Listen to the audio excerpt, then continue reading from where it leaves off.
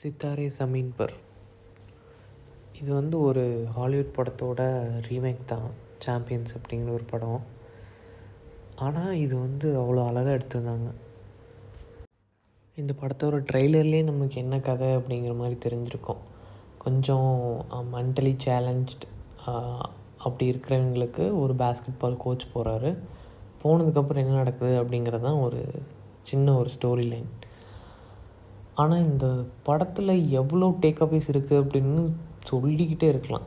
அந்தளவுக்கு இருக்குது. ஸோ சின்ன சின்ன விஷயங்கள் அவ்வளோ அழகாக ரொம்ப தெளிவாக சொல்லியிருப்பாங்க.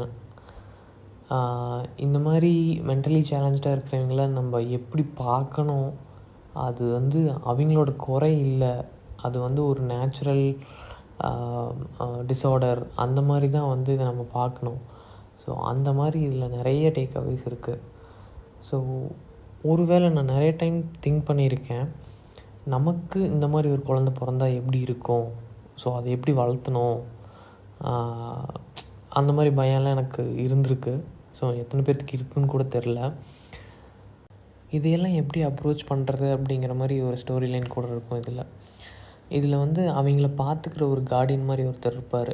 அவர் வந்து சொல்லுவார், இந்த மாதிரி பசங்க இருக்கிற வீட்டுக்கு வந்து வயசே ஆகாது, ஏன்னா அவங்க குழந்தத்தனம் அவங்க விட்டு போகவே போகாது அப்படிங்கிற மாதிரி ஒரு சீன் இருக்கும். ஸோ அதெல்லாம் வந்து ரொம்ப நீட்டாக க்ளீனாக சூப்பராக எடுத்திருந்தாங்க.